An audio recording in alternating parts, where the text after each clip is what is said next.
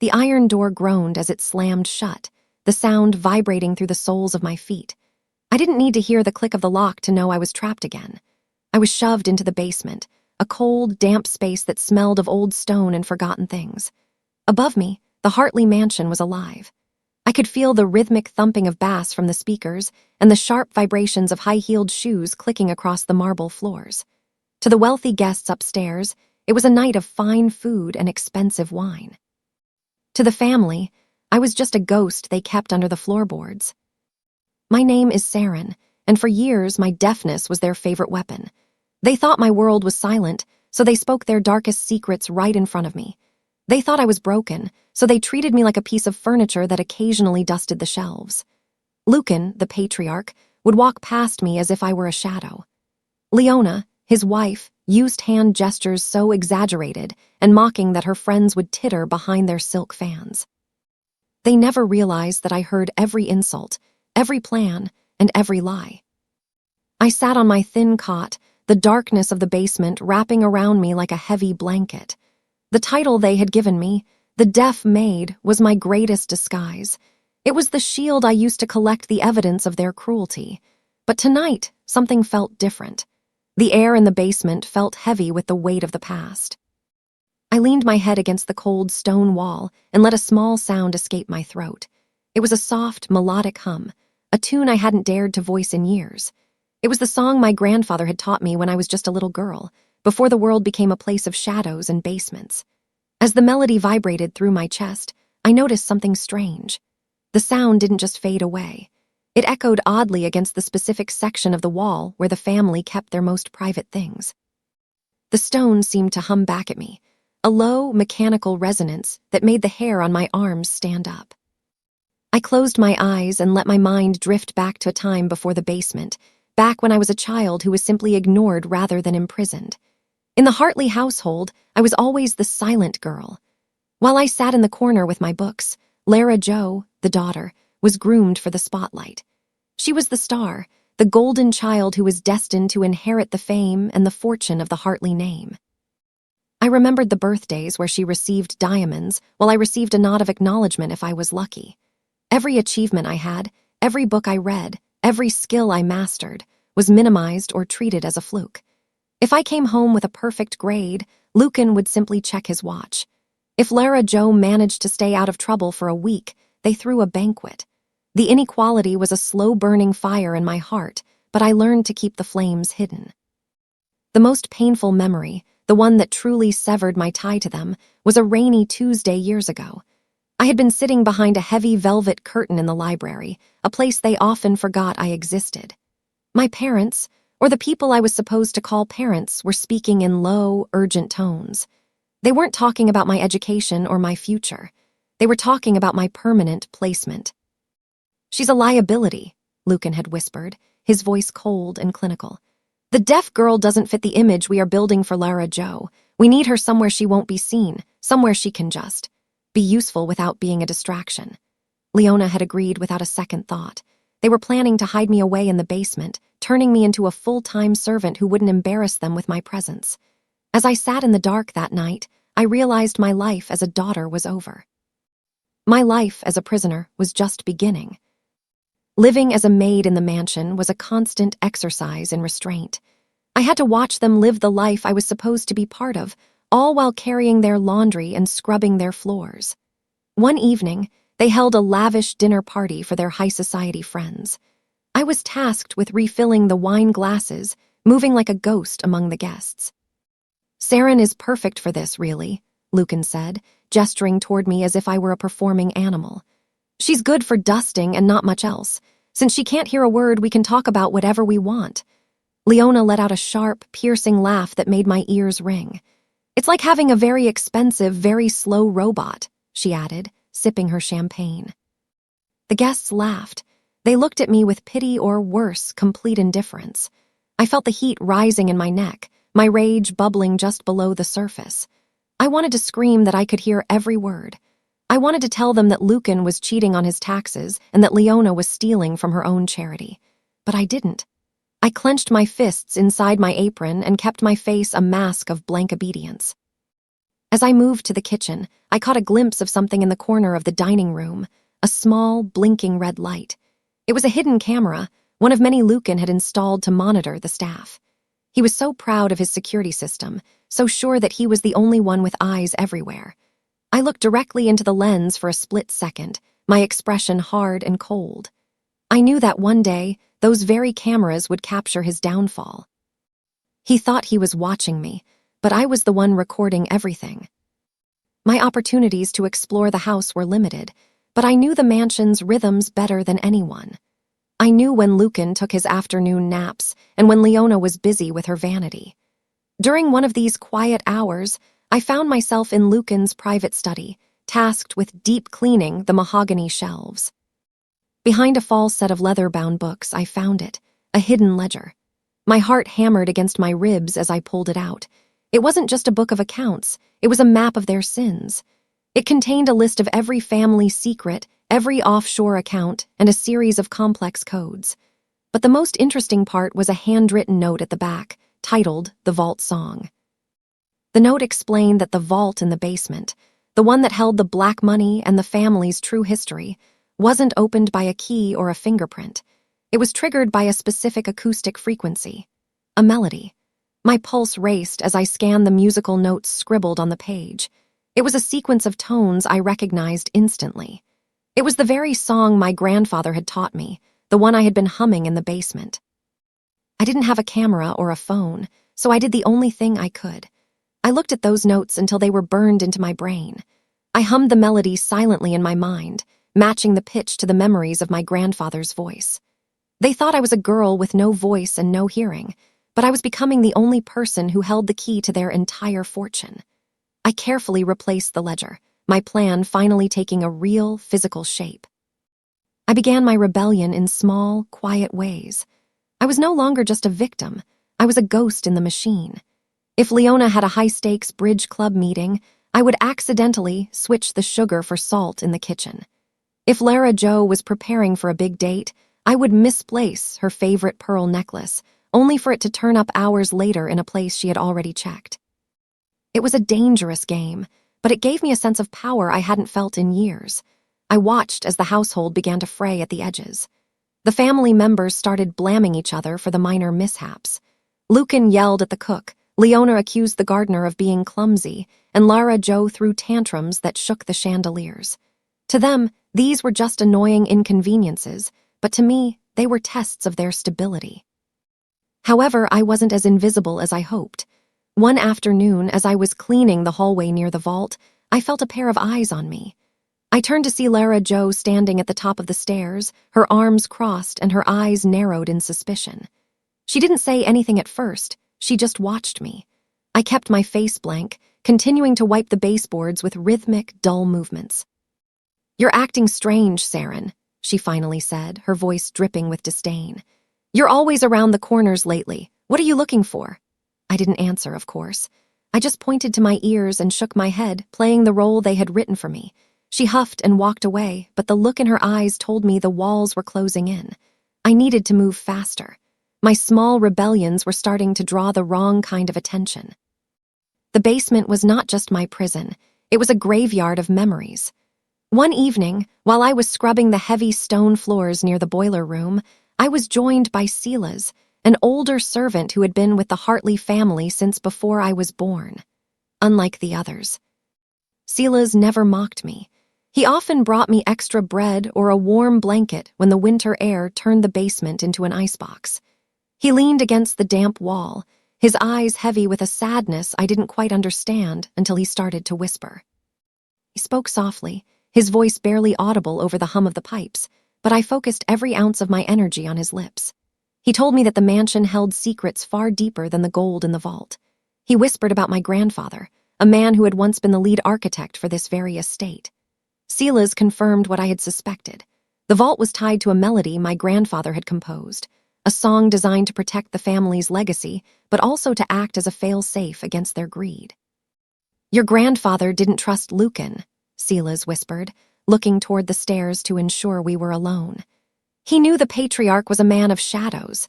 He built that vault to respond to the frequency of a song only he knew. He taught it to you for a reason, Saren. He knew one day you would be the only one left with a pure heart. I felt a surge of hope that nearly knocked the breath out of me. My childhood memory wasn't just a comfort. It was a weapon. It was the literal key to the cage they had put me in. After Sela's left, I stayed in the shadows for hours, practicing the humming in the lowest possible register. I had to be perfect. The frequency had to be exact.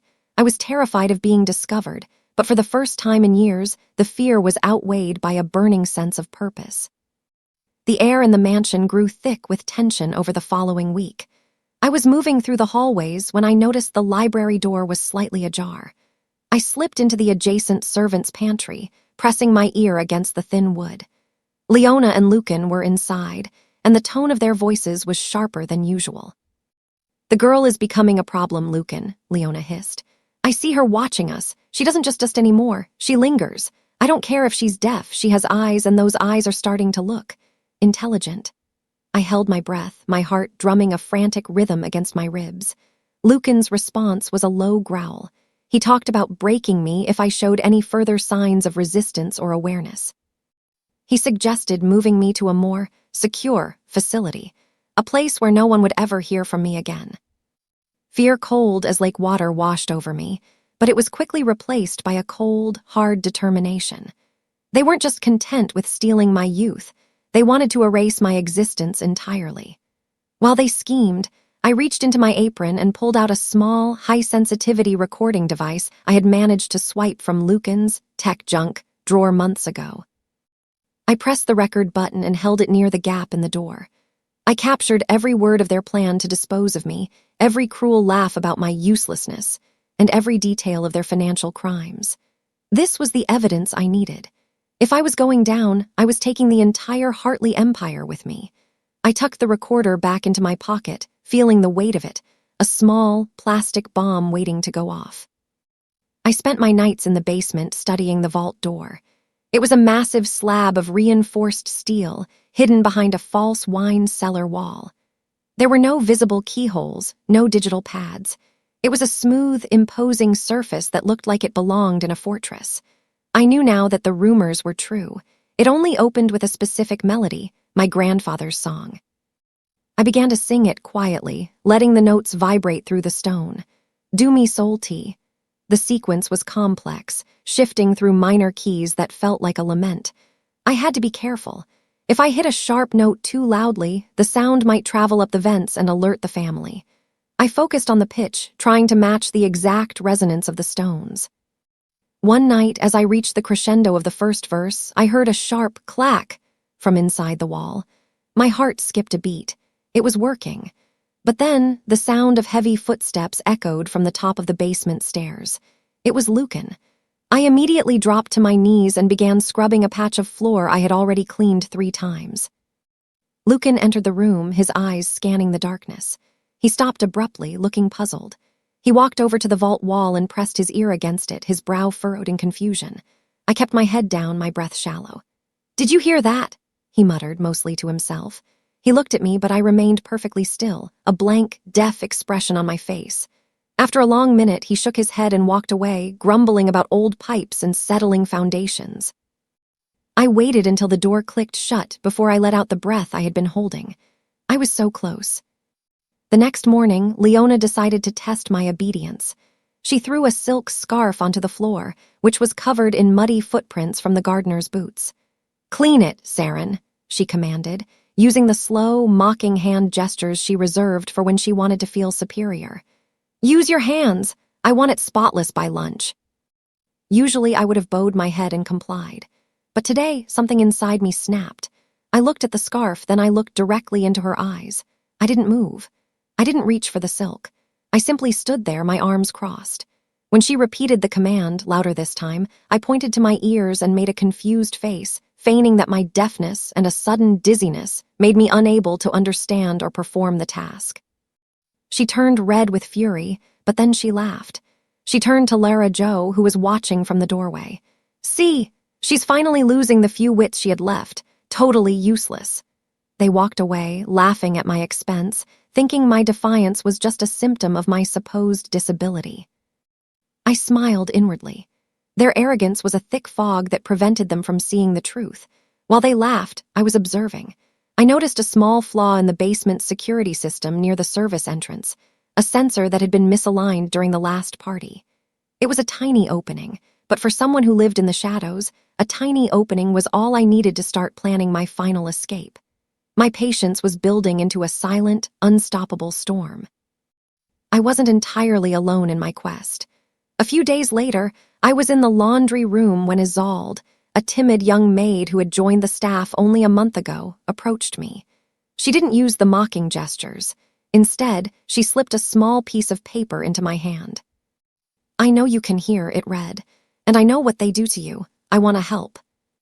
I looked at her, searching for any sign of a trap, but her eyes were filled with a genuine, burning anger toward the Hartleys. She whispered that her own family had been cheated out of their land by Lucan years ago. She had taken this job specifically to find a way to make them pay. Together, we began to work in secret. Isolde became my eyes and ears in the parts of the house I couldn't reach.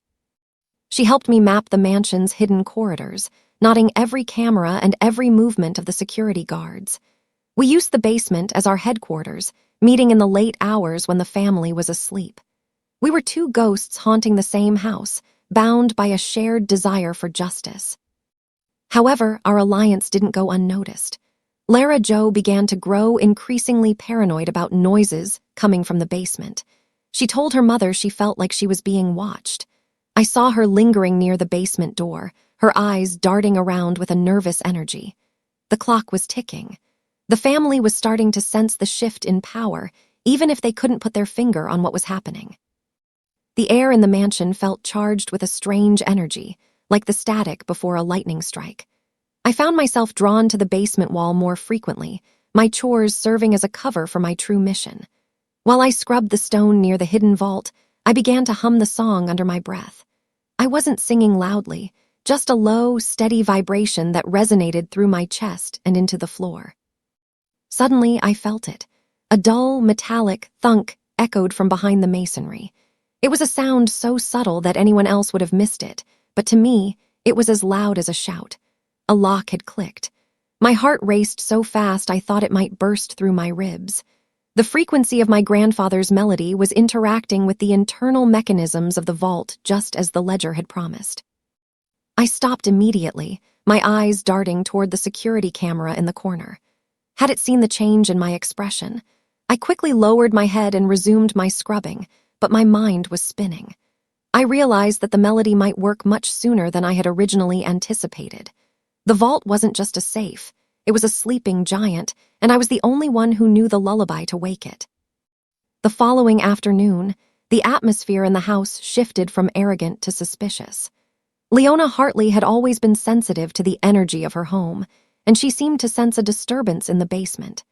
She descended the stairs with a sharp, clicking pace, her eyes scanning every shadow as if she could smell the rebellion I was brewing. She found me folding laundry near the boiler room and stopped, her shadow stretching long and dark across the floor. She began to interrogate me, her voice high and tight. "What have you been doing down here, Saren? The vents are carrying a strange sound. It's like a buzzing in the walls," she demanded. She watched my face closely, looking for a flicker of understanding or a telltale sign of guilt. I stayed perfectly silent, keeping my eyes wide and vacant, feigning the ignorance they had forced upon me for years. I tilted my head slightly, acting as though I was trying to understand her exaggerated hand gestures while making sure I looked as useless as they believed me to be. She eventually huffed in frustration and turned to leave, but as she did, I caught a glimpse of the vault's outer casing through a gap in the service door. I spotted the exact moment and alignment where the mechanism was most vulnerable. The window of opportunity was opening. With the help of the recording device and a small camera I had hidden in my apron, I began to gather the final pieces of the puzzle. I spent my cleaning time in the restricted areas of the mansion, secretly photographing the vault codes and schematics I found tucked away in Lucan's secondary safe. As I scrolled through the digital files on the small screen, the breath caught in my throat. The Hartley family's secrets extended far beyond hidden wealth and offshore accounts.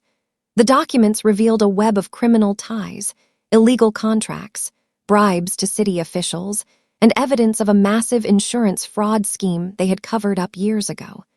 They weren't just greedy millionaires. They were predators who had built their throne on the lives of people like my grandfather. I knew I had to be patient. If I acted too early, they would find a way to silence me or destroy the evidence. I decided to wait for the perfect moment, a time when the entire family would be present and their guard would be at its lowest. I tucked the camera into a hollowed-out book in the basement, feeling a grim sense of satisfaction. The evidence was undeniable, and the fallout would be catastrophic. Lara Joe's behavior became increasingly unbearable as the days passed. She seemed to take my silence as a personal challenge, constantly trying to provoke a reaction from me. One evening, she stood over me while I was polishing her silver vanity set, intentionally knocking over a bottle of expensive perfume so that it shattered at my feet. "Clean it up, you pathetic thing," she sneered, flaunting her control over the staff and mocking me directly to my face. She didn't realize that I was wearing the recorder. I captured every cruel word, every boastful comment about how she would inherit the world while I rotted in the basement. I recorded her arrogance, knowing it would be her ultimate undoing in the eyes of the public. As she stood there, preening in the mirror, she began to check her reflection and adjust her jewelry, revealing her private routines for vault access that she usually kept hidden. She practiced the sequence of her own digital key out loud, thinking I couldn't hear the numbers she was whispering to herself.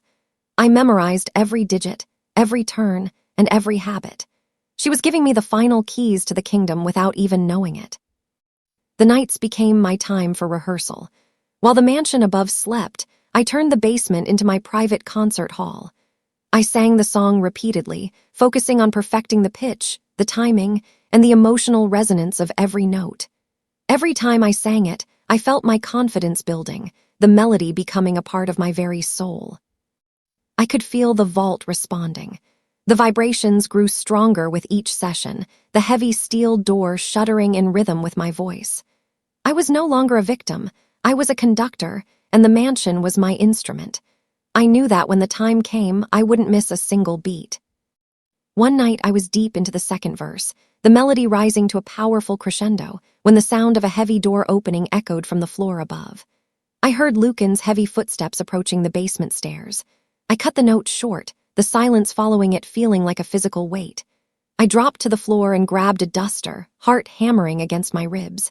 I stopped just in time. Lucan walked in, looked around the empty room with a suspicious frown, and then left. It was a close call, but it only proved that my song was becoming a force he couldn't ignore. The time for waiting was over. I was in the basement, ostensibly organized the wine cellar, but my focus was entirely on the cold wall of the vault. I began to hum a specific segment of the song, the melody my grandfather had embedded into my soul. As the notes left my throat, I felt a physical change in the room. The air grew dense, and the vault itself seemed to shudder. It was a subtle vibration, a low groan of metal moving against stone that went unnoticed by the family upstairs, who were busy preparing for another night of vanity. My pulse surged with a mix of adrenaline and terror. The mechanism was alive. It was recognizing me. However, the door didn't open yet. I realized with a sharp clarity that the song could not be hummed in fragments anymore. It had to be complete, a perfect bridge of sound to unlock the Hartley fortune. The tension in the house finally snapped. I was in the middle of a chore, lost in the rhythm of the melody, when Lara Joe burst into the basement. I hadn't heard her coming. She caught me humming, my voice caught in the rafters of the cold room. "What are you doing?" she yelled, her face contorted with a mixture of confusion and rage. I immediately dropped my head, feigning a look of absolute terror, shrinking back into the corner as if her voice were a physical blow. Inside, however, I was thrilled. The fact that she was so bothered by a simple sound meant she was losing her grip on the environment she thought she controlled. She looked at me with disgust, muttered something about me being creepy and broken, and then left the basement suspiciously, giving me the very space I needed to finalize my movements. I wasn't the only one tired of the Hartleys' reign of glass and gold. Behind the scenes, the other staff members had been watching. Under the leadership of Isolde, a group of quietly loyal servants began to align with me. They didn't just offer sympathy, they offered tactical help. They began helping me hide my recordings and documents in places the family would never look, inside the lining of the heavy drapes and beneath the floorboards of the servants' quarters. My strategy was no longer the desperate plan of a lonely girl. It was becoming an unstoppable movement within the house. Upstairs, Leona began to feel the shift. She started questioning the loyalty of the household, her eyes darting suspiciously toward the maids, sensing that the silent walls were no longer on her side. The climax of their social calendar arrived, an extravagant party designed to flaunt their wealth to the city's elite. Music blared from the ballroom, and the scent of expensive perfume wafted down the vents. I knew this was it. The noise from the party would provide the perfect distraction for the final act of my plan. While the Hartleys were busy drinking champagne and lying to their peers, I slipped away to the basement. The stakes were higher than they had ever been. If I failed now, I wouldn't just be sent away, I would be silenced forever. The vault was just within reach, a massive, silent witness to years of my suffering. Timing was critical. I had to finish the song before the party ended. Alone in the basement, with the muffled sounds of the party acting as my backdrop, I stood before the vault. I took a deep breath, letting the cold air fill my lungs. Then I sang. I didn't hum. I sang the entire song from memory, every note precise and clear. The melody filled the room, and for a moment I felt my grandfather standing beside me. The vault began to creak, a heavy, ancient sound of gears turning after decades of rust. Then, with a slow, majestic hiss, the door swung open slightly. My heart pounded against my ribs. Years of captivity, of being mocked and hidden, were about to pay off. But as the gold and documents came into view, I heard the heavy thud of footsteps on the stairs. Someone was coming. The heavy iron door of the basement creaked open, but it wasn't Isolde. It was Lucan Hartley. He stood at the bottom of the stairs, his face pale as he stared at the vault door that had swung wide for the first time in decades. The deaf maid he had mocked for years was standing in the center of the room, her voice still echoing in the cold air. Panic spread across his features like a physical stain. He looked from me to the open vault, his mind racing to understand how a girl he considered useless had cracked his most secure fortress. He lunged toward the vault, shouting about theft and sabotage, but he was too late. The sound of the party above seemed to fade as the reality of the situation set in. I didn't flinch. I didn't hide. I simply stood my ground as the family patriarch realized that he was no longer the one in control. I was the strategist now, and he was just a man watching his empire crumble. The confrontation didn't stay in the basement. As the guests from the party began to spill into the hallways, wondering about the strange vibrations and Lucan's sudden disappearance, I stepped forward into the light. I didn't just show them the gold, I showed them the truth. I carried the recordings and the documents I had painstakingly collected. Before the eyes of the staff, the social elite, and the visiting guests, I exposed every secret and every manipulation. I played the recordings of Leona and Lucan plotting to discard me. I showed the proof of their financial crimes that had been tucked away for years. Leona and Lara Jo stood in the middle of the foyer, speechless and frozen as their polished world shattered in front of everyone they had ever tried to impress. The mansion was plunged into a state of absolute chaos. The Hartley family scrambled to salvage what was left of their dignity, but the evidence I had produced was undeniable. Their reputation, their control over the staff, and their vast wealth were now slipping through their fingers. I watched as the people who had treated me like a shadow suddenly found themselves powerless against me. The most satisfying part was that I didn't have to stoop to their level of cruelty to win. My actions were justified, based on the truth they had tried so hard to bury. The power in the mansion had shifted completely. I was no longer the girl they kept in the basement. I was the one holding the keys to their future. This was the ultimate underdog victory. I reclaimed my life, my freedom, and most importantly, my voice. The staff members, led by Isolde, stood by my side, recognizing the brilliance and resilience it took to survive under such conditions. They were no longer afraid of the Hartleys. They were inspired by the Maid who had outsmarted a millionaire family. I looked at Lucan, Leona, and Lara Jo one last time. They weren't laughing anymore. They looked small, broken, and defeated. They realized that their greatest mistake hadn't been a financial one, It had been underestimating me because I was different. Their arrogance had made them blind, and now they would have to live with the consequences of that blindness forever. I walked out of the Hartley mansion with my head held high. I was leaving the basement behind forever, with my dignity intact and my life finally on my own terms. I had the vault in my control and enough evidence to ensure I would never be silenced again. The family stayed behind to face public scrutiny and the legal fallout of their crimes, powerless against the deaf Maid they had mocked for years. As I stepped into the morning sun, I thought about the song my grandfather had taught me. It was more than just a key to a vault. It was a reminder that even the most silenced voices have a frequency that can change the world. Sometimes, the quietest song carries the loudest power, and the world finally listens when the underestimated finally sings.